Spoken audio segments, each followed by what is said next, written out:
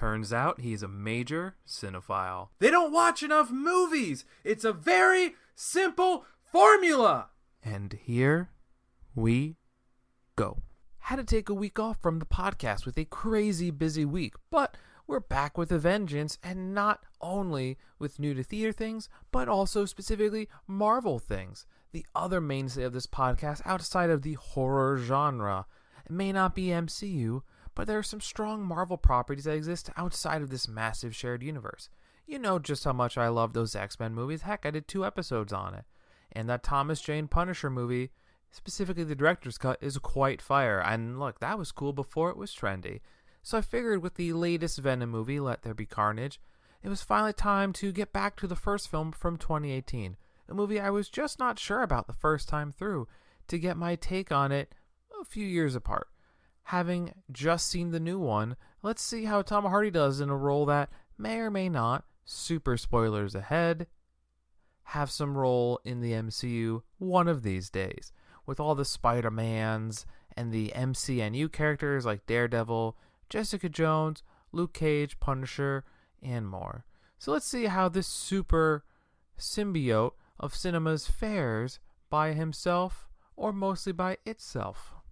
Of course, we have some actors to note here. Tom Hardy, to start, is no stranger to the superhero roles. His Bane is, while not widely celebrated in the movie as a whole for the Dark Knight trilogy, his performance was certainly appreciated. People were doing the Bane voice, "Oh, the darkness, Batman, I was born in it," for ages back in 2012. I haven't seen a whole lot of Michelle Williams outside of Halloween H2O. I mean, I saw Shutter Island, not my favorite DiCaprio movie out there. I do have to see Greatest Showman one of these days, that she's in that apparently, especially since I just discovered Yahya Abdul-Mateen II is in it too. Williams thankfully gets more time in the first movie. Her second outing feels a bit underused. Of course, we have to mention the 2 main villains in Riz Ahmed and Woody Harrelson, followed by Naomi Harris, who I can't wait for her James Bond swan song. Now, we love Riz Ahmed, but his humanitarian billionaire role just feels so hollow and generic most of the time, which is a huge shame for me. I mean, I vibed with his The Night Of character, and of course he's great in Rogue One, one of the best Star Wars movies to come out in a long, long time. We know how good Woody Harrelson is in everything.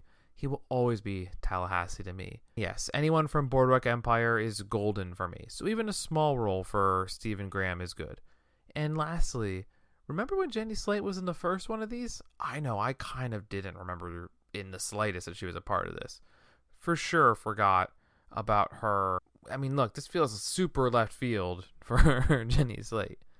So, to start with the 2018 Venom, if you don't own it, like me, you have to pay like $3 to rent it on Prime Video, another one of those. As much fun as dancing Tobey Maguire pointing and thrusting is, let's try not to think of that version of Venom too much. We will get to all the different Spider-Mans one of these days. Get me a picture of all the Spider-Mans. But even in that version of Venom is in everyone's mind. Let's also not think too hard on, how whiny Eddie Brock, played by Topher Grace, would be. Let's think of Tom Hardy. But I will do one little tie to those other early Spider-Mans. Family tie exists for J. Jonah Jameson has a son in this one who is one of the astronauts who is one of the first to encounter the symbiote creatures. With the MCU and Maguire-verse, J. Jonah Jameson, played by J.K. Simmons, this leaves some interesting room for some potential stories with larger MCU ties and potentially moments and fallouts. It is still jarring to see Jenny Slate in a serious-ish, well, not necessarily movie, but for sure a role. And Riz Ahmed as a boring money guy really does feel weird. I have to say, the idea of seeing this movie is a bit tone confused, I would say, with seriousness and jokes. The balance never really feels sorted out. The movie really does try to be grounded in its first outing, especially early on. Also, random actor thing. You may not know who Ron Cephas Jones is by name, but if you've seen Mr. Robot, hopefully you have, or Luke Cage, for sure hopefully you have, you know who I'm talking about. Small role in both, but remember Mr. Robot? What a fun show that was. I know, right? We all actually watched something on USA Network, and it had both Rami Malek and Christian Slater. And there's many more quality actors in that. I think BD Wong's in that. I mean, I could go on and on, but it's a good little group there. I honestly forgot in this movie what Tom Hardy's character did that was so bad that like broke up his perfect life with his perfect job, significant other, and all that stuff. You could say he has a cat, and heck, his curiosity kills his chance at a normal life, and the whole conflict of interest thing really screws him up a ton. I mean, I actually forgot that one really nice moment in this where they try to humanize Riz Ahmed a little bit. You know, he's talking science to youth and trying to inspire. You know, that did that same thing with Alfred Molina to, you know, older people, but still to the youths. And look, part of the thing that they did with him that was so good, which is, you know, why they still, people, I think, watchers, when I think of all the Marvel properties, especially the older ones, which were a little iffy at times, they still will, you know, keep his Doc Ock role as one of the best superhero baddies of all time. And that's got to be partly why he's back in some form in the Spider-Man multiverse hullabaloo. I do think the action scenes look good here. Honestly, at times, they feel a bit darker and more hardcore than the sequel elements have. But, you know, the schlepping around zombie storyline is just not the most interesting. And look, now that we've seen a Marvel Zombies, we can have something to compare it to. And even that wasn't perfect. But look, it was a 20-minute show version of it. We need a full-fledged something to make that real good.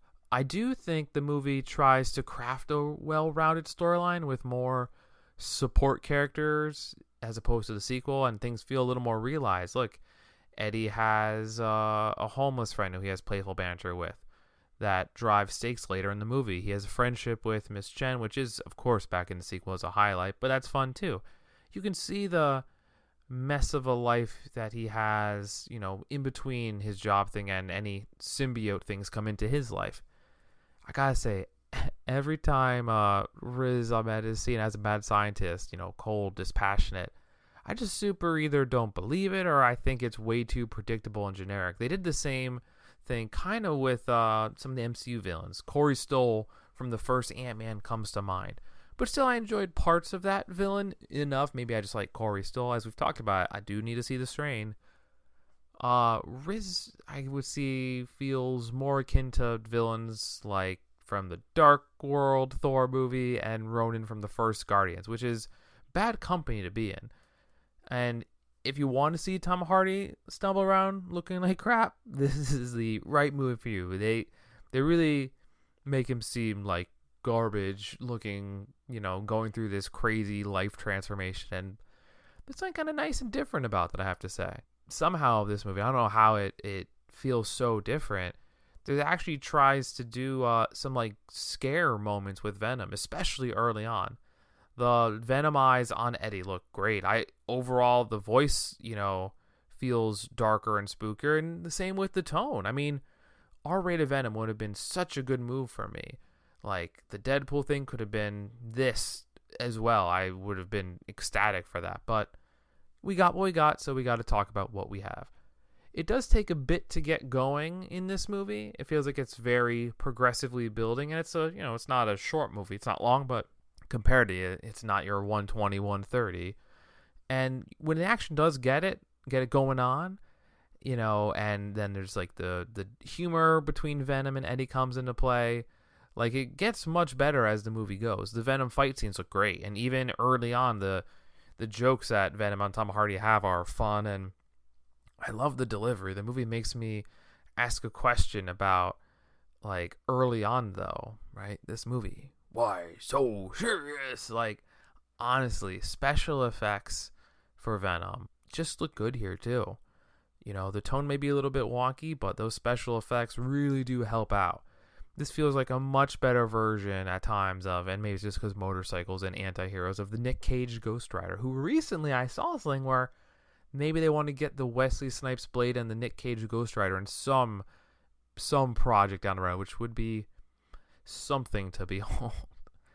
The healing parts, and I think they do this in Ghost Rider too, like some of the special effects in that looked really good when Tom Hardy is like busted body parts from falling. Like the healing parts look great. Venom eating head parts feels good here. I wish there was, more over the top violent action moments like a Mortal Kombat or like a Deadpool, but I just wish we had more. And they do subtle versions of it. Doesn't look like it's fully gone, but it just feels like it's missing that killer instinct at times. And that's not to say there aren't good moments with what we had. I mean, Venom taking out a SWAT team and having like him eat a smoke grenade, it all looks cool.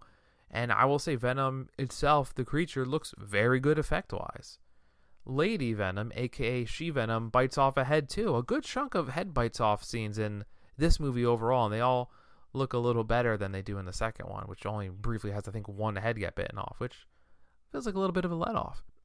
There is, She-Venom also has that fun, like, scene kissing off Venom between Michelle Williams and Tom Hardy.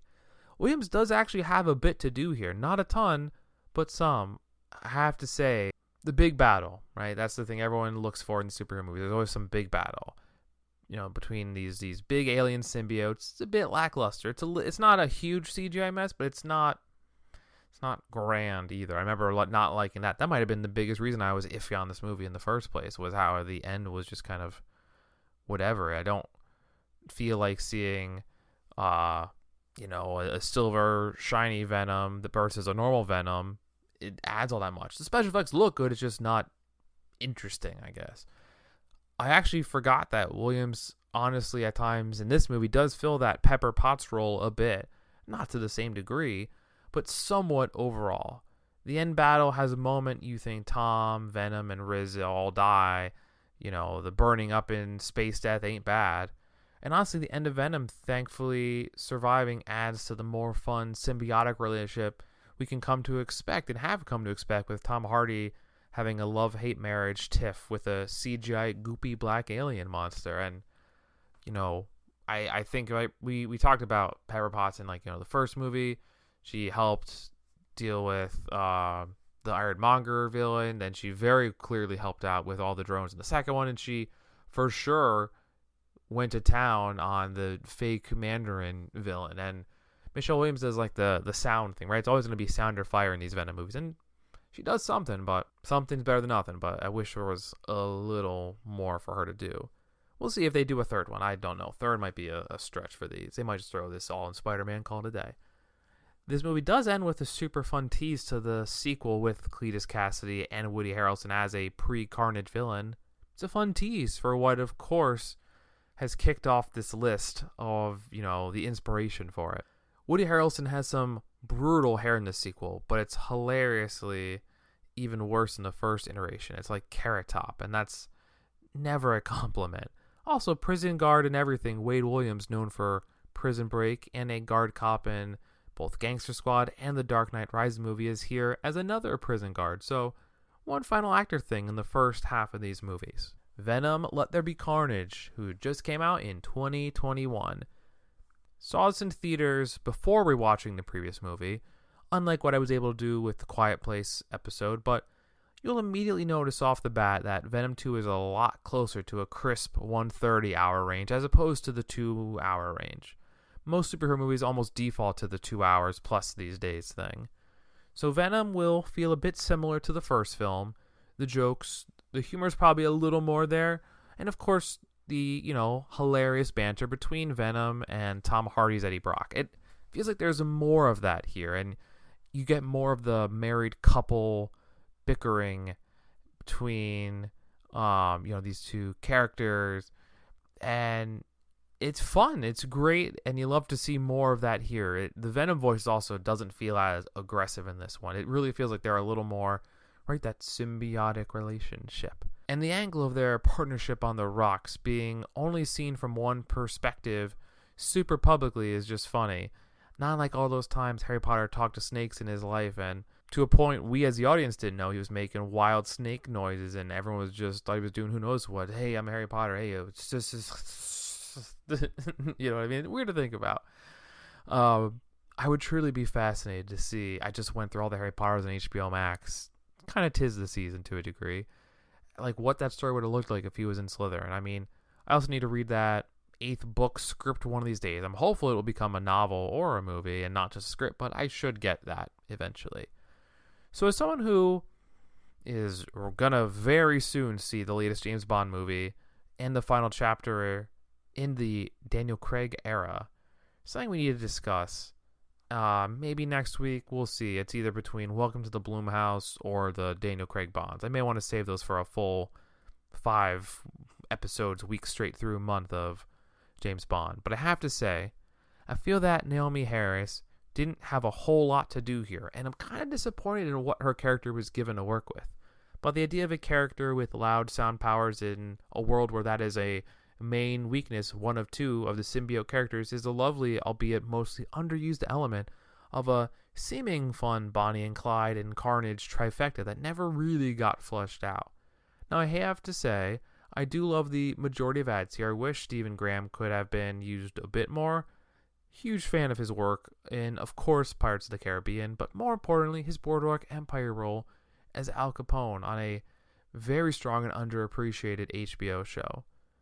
Obviously, the franchise has to replace Riz Ahmed with some new villain, some new goopy monster, and, the idea of it being less corporate misguided would be a bit of a safer villain, right, that we all kind of come to understand. They threw in instead a true wild card, who we were briefly introduced to in the first movie with Woody Harrelson's Cletus Cassidy, a.k.a. Carnage. Now, if there is one early takeaway I can think of from this whole movie, it had to be that this movie leaned into the wackiness a bit more. And honestly, Woody Harrelson is so weird and campy and fun, and I'm here for it.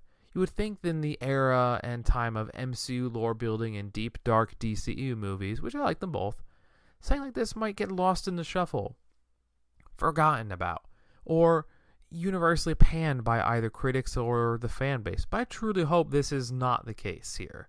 I mean, I really hope this movie is seen by those who would really enjoy it. Yeah, some of the earlier non-MCU movies aren't so strong. Elektra, the second Ghost Rider, which apparently also has Idris Elba, if people don't remember, for sure. The Fantastic Four movies, you could say all 3 of them. They weren't all bad, though. X-Men, Blade, some of the Spider-Mans, not that last Andrew Garfield one. And the villain being this wild and out serial killer who has a passion for flashy suits, cars, and poetry. He's so zany and weird, but it is so much fun. The overall movie tone may not be for everyone, but it doesn't feel tone confused. It knows what it's doing, and it is a romp of a time. Look, we talk about Michelle Williams and the H2O, one of the better Halloween movies. I feel like she had an important role in those, but neither movie here makes me feel like she was fleshed out enough. But I do love the She-Venom comeback. It just never feels the same as that Pepper Potts character that it feels like they're trying to build toward in the Iron Man franchise, who clearly had an aggressive hand in the downfall of all 3 movie villains in those solo outings. But yes, we should try to compare the MCU movies to these movies. Well, not yet at least. And the first movie clearly had the journalist boss was kind of the policing character of Eddie Brock in this time. And there was some cop stuff for sure that happened. I kind of wish they could have had Stephen Graham in the first one as like a face of a police detective thing during all this stuff. And yeah, that would have taken more and more time into the first Venom movie, which maybe didn't need much more, but even a brief thing in there would have been something. So it felt like maybe there was a mutual connection of Eddie having these things with cops that it just feels like it was thrown in the second one. It made me feel like, oh, maybe it was in the first one, but watch it back, it's like this doesn't exist. And you can only build backwards while building forward so much, but I feel like that would have been a nice touch if it could have been possible. Unfortunately, it didn't happen. I really do feel like the connection between Brock and Cassidy is far superior to the whole corporate whistleblower thing. And while I truly feel like the chemistry of our 2 semi-romantic pairs pales in comparison to these 2, as well as the odd couple of Venom and Eddie Brock, honestly, the movie is at its best when it leans into that couple.